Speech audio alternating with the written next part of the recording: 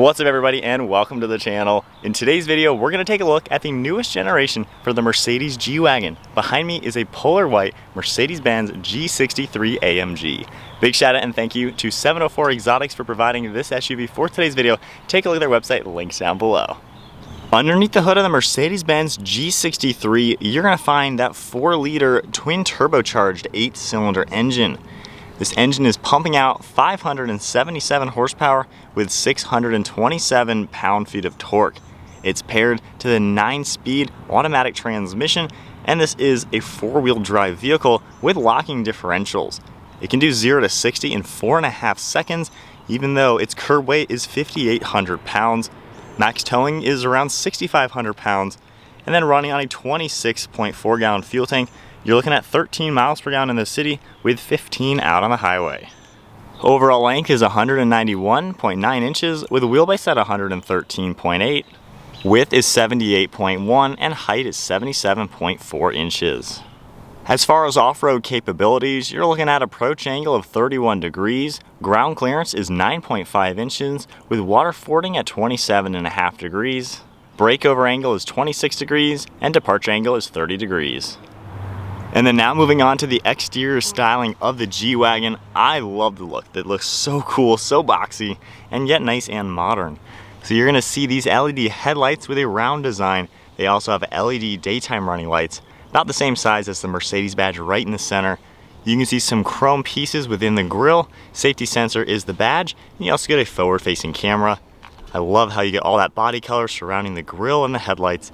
And then we have a really cool grille guard down below for those off-road days. You can see some black mesh to allow a lot of cooling through them into the radiators, more parking sensors and mesh throughout the center, and just a very squared off design. You also can see the turn signals up above on these front fenders with a blacked out housing and clear lens, and then the hood portion is nice and raised up off the actual level of the bumpers. You can see just how flat the body panels are, even with exposed hinges on the back side of the hood. Then a pretty nice black rub rail going across the side profile. At the side you get more parking sensors and then massive fender flares protruding outwards, and then these really nice AMG wheels. Finished off in a satin black 22-inch diameter with a massive red brake caliper behind them and drilled rotors. We get that V8 bi-turbo badge in AMG, then a nice set of chrome running boards. There's also a side exit exhaust and then super flat lines running across the side profile. You can see just how much of a square this thing is shaped. Really cool looking boxy look. All these square shaped windows with some sharp lines throughout it, and then gloss black on the mirror caps with the turn signals. And you can see all of this black trim running around the roof line going down towards the A-pillars, giving it a pretty unique style. It wraps the way around the back as well. And then in back there's a black trim piece, more squared off designs, and you can see how the back end is basically a giant square. Now there is some sharp lines running around the entire side profile fading into the back. We get the G63 logo, LED taillights, and a body color rear bumper. All of your parking sensors and towing connections are in the center as well. And then we get a full-size spare tire. Finished off in gloss black with body color, has a really cool design. And then underneath it, the backup camera will pop out at that circle. Overall, the G Wagon definitely has a unique style. Not everyone's gonna love it. However, I think the style is very out there and it looks fantastic. Moving to the AMG key file, we have your lock, unlock, as well as the hazards. If I go ahead and lock the car, listen carefully, has such a cool mechanical sound. And then going ahead and unlocking it, we can just grab the door handle and check out this interior. You see a very nice white color leather. Looking at the door panel, finished off in smooth black leather. We have the quilted leather in the center with a very nice design, your grab handle, all of your seat controls, as well as the heater and ventilator, and then we have window controls up on top, release handle, and then a Burmester audio. All smooth black leather down below with contrast stitching, and then your AMG badge on the aluminum door sill. A really nice set of white seats. This car does have about 44,000 miles. Actually still looks pretty nice for being a light color. Really comfortable looking, of course, with the quilted and perforations. And then we get a flat bottom leather steering wheel with some silver trim. And then now inside the G63, keep my foot on the brake. We can go ahead and fire it up.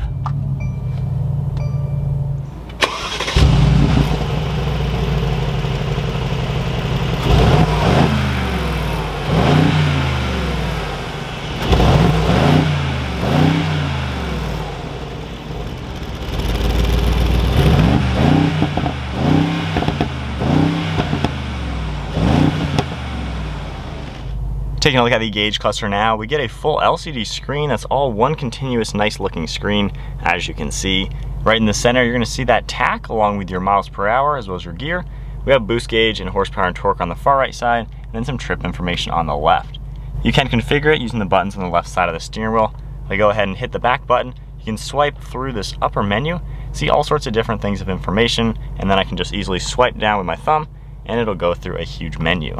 Continue over into driver's assistance, you get a few things right here. Then you can also continue over into service information and then swipe all the way over into the navigation system. And then you can see radio, media, phone, and then your design. So in here, you have a few different designs. We're in the sport display now. More conservative and normal looking one right now with just your basic information, and then the progressive, which gives you a little bit different look. Along the steering wheel, you can see your Mercedes badge. You have controls on the right side for the center screen, as well as Bluetooth and audio, and then cruise control on the left. And I love these toggles down below. So if you just cycle through this, you can go into all your drive modes. It's going to configure all the screens and everything, which is a really cool touch. Then if you just tap it, it'll go into individual mode. On the left side, you can cycle all of these. We have traction control on and off, your exhaust valve, and if you tap this screen itself, it cycles through everything that you're able to adjust. So pretty neat. You can have your favorites basically right here and easily toggle them on and off. You can also see all the color contrast on the steering wheel with your paddle shifters and gear selector, and then turn signal and windshield wipers on the left side. You can also see headlight controls down below with your lane keeping, then some of the leather and aluminum for that air vent, and then just some nice black leather across the dashboard. We have a nice grab handle over here with the contrast, and then moving to the center infotainment screen, you can configure it using this, and you also have the rotary dial and touchpad down below. We have our home button right here, and you can easily bump it left and right and see all sorts of different information within the car. If I go ahead and tap the home icon, you can get to this screen, go through all sorts of different information. With your navigation, you get the full screen that'll come on up. This is the previous gen Mercedes infotainment, so not quite up to date like the newer cars. But if I go into reverse, that backup camera flips out, we get all the different views, and on the right side you can just rotate the dial and you can see all the different views, especially for off-roading. Really cool to see all that. Then just pressing the P, we're back into park. Underneath that we have two air vents, all three of your locking differentials, and then climate control physical buttons down below. If you tap this one right here, it'll come up on the screen with kind of the menu of all the climate, and then you can rotate this dial and see all sorts of different information. And then back to your home screen. You have your fan speed, temperatures, and everything. When you make any adjustment, it's going to come up on the screen just to give you a better idea of what you're doing. We also have a clock down below, a few shortcuts for the nav, radio, and telephone, and then a shortcut into car, which gets you back to your seat information, climate controls, dynamic select. If we go in here, you can see some of the engine data and things like that. We do get two cup holders down below, and you can close this and you get some nice piano black, all leather wrapping around it. And then our drive select, just like what we saw on the center, you can configure this and go into all of your different drive modes, not only using the toggle, but also using the centerpiece. And then we also have our manual icon, suspension and traction, exhaust valve, volume, and more shortcuts. And then your armrest is in the center with some nice padding and a pretty good amount of storage space. Our glove box on the right has a pretty good amount of space as well. And then one last look at the interior. Very nice and up to date, especially comparing it to the previous generation G Wagon, and it is just a beautiful, luxurious place to be. Fit and finish is top notch, and we even have a full Alcantara headliner with a sunroof. We have a manual sunshade you can easily open up, controls up on top, and a frameless mirror. And then now moving on to the rear seat space, if I grab the door handle and open it up, you can see the door panels finished off just like we saw up front, and then all the same types of material back here. This can seat 3 people. The headrest will even stow away for better driver visibility. And then in the center, if I pull this down, we have a nice armrest as well as some cup holders. We do have climate controls back here with your air vents, temperature, as well as fan speed and a small screen. And then just a little bit of storage on the back side of these seats.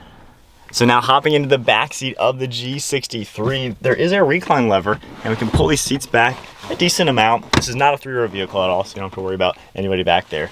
But with the recline, this is actually comfortable. You do have quite a lot of headroom, and with the driver's seat at my height, I have good knee room in here too.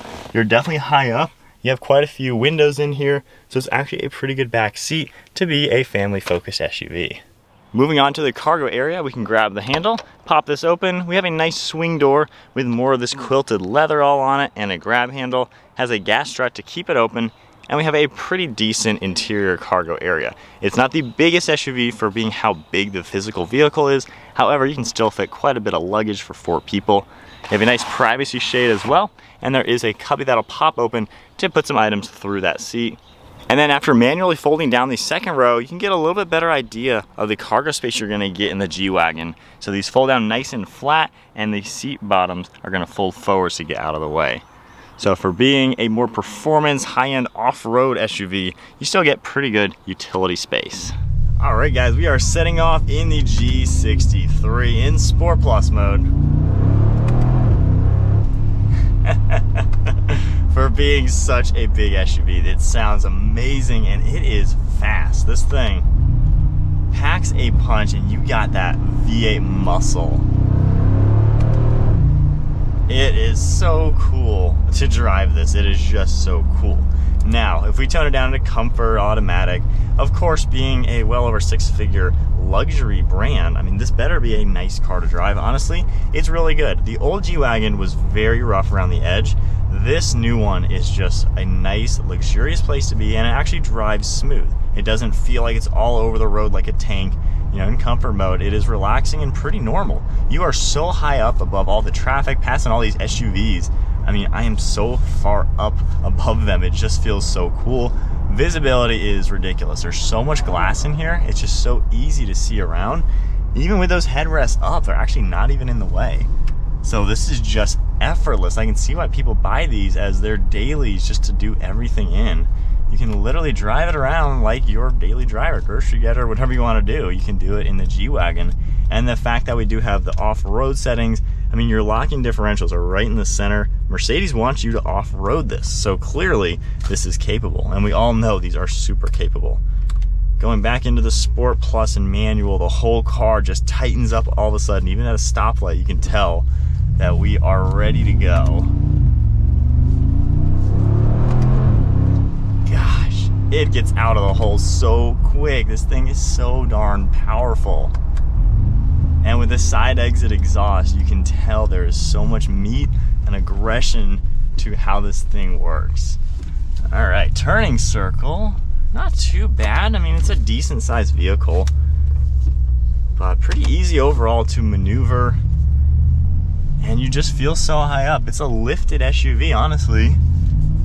And that 4MATIC all-wheel drive, I mean, it lets you get that traction down. More normal things when you are in the sport mode, it's definitely tighter feeling than it was in the comfort mode. You can tell that with the suspension and everything. Steering is a little bit tighter. The response of the transmission is really precise, so it tightens up to be a sports car, honestly. Still a giant SUV, so it's not that much of a sports car. A little bit of body roll, so you're not gonna go around turns fast, but for straight line stuff, I mean, this thing is just a beast. Now, when we tone it back down, let's use the other dial. Change things up. Going into the comfort mode again, the suspension is super soft and comfortable. You don't really hear any wind noise or road noise. One thing I noticed, that lane keeping assist is very intrusive. Just barely touching the line, it jerks the steering wheel. So I don't like that. That's the one complaint I have. And barely touching the line, and it did that to me like 3 times already. So with some of the safety settings, you know, you gotta fight them just a little bit or maybe just turn them off. But overall, I mean, this is a high-end luxury SUV with everything you could ever want, and it is something that stands out way different than your typical SUV. All right, so turning around to my perspective, my honest thoughts of the G63.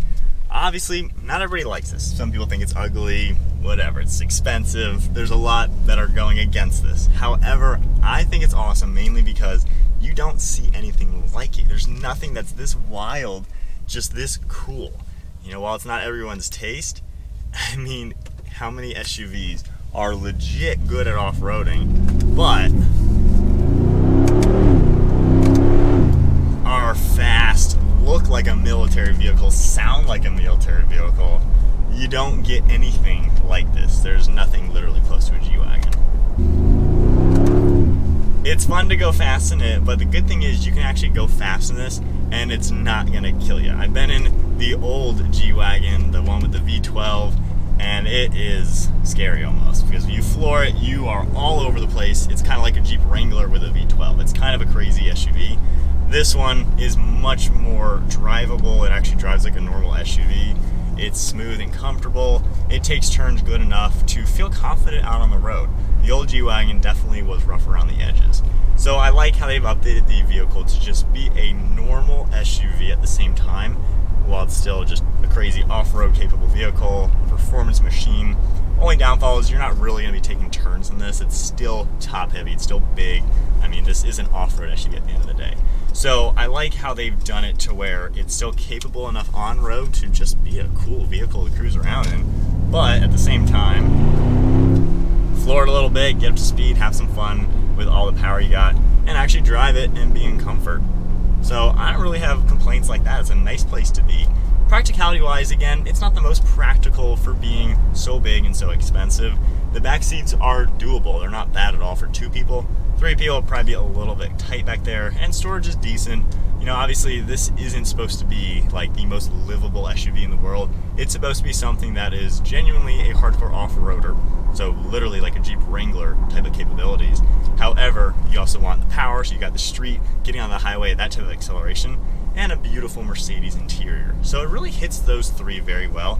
The sacrifices mainly are gonna be, yeah, it's not the most spacious, most roomy for cargo area, stuff like that. But honestly, I don't see an issue for at least 2 people traveling in this. I wouldn't have an issue with it. So it's good enough for practicality. And it's just kind of one of those SUVs you can kind of just laugh when you look at it and drive it, but in a good way. It's fun, it's cool, it's different, it stands out. And to me, it's something special because every SUV these days, they kind of start looking the same. There's nothing that looks like this. The Land Rover Defender is probably the biggest competition because it's very off-road focused, not quite as luxurious, but you get a V8 in that thing, and it's pretty wild as well. And I think overall, it's just something you can smile and have fun with. It is a fun SUV. Obviously, if you can buy one, they're not cheap, but something like this shouldn't be cheap. This is a very worthwhile vehicle with a lot of engineering, the design, the materials, the performance and capabilities. It is one of those vehicles that genuinely can do it all. If you had to go on a cross-country trip and tackle everything known to man, you could do it in this thing, and I would have no issues, where this would be just, you could go on some crazy overland excursion across the world almost. And I think this could probably do everything so perfect and in such comfort. So that is the newest generation, the G63. This thing is sweet. If you guys enjoyed the video, give it a thumbs up, hit that subscribe button, stay tuned for plenty more content, and definitely check out 704 Exotics. They have some awesome vehicles in their inventory, from supercars to super SUVs, so definitely check them out. And they do a lot of really cool car shows, so that'll be fun to hang out with them even more. But if you enjoyed the video, throw us a thumbs up, hit the subscribe button, and I'll see you guys in the next video.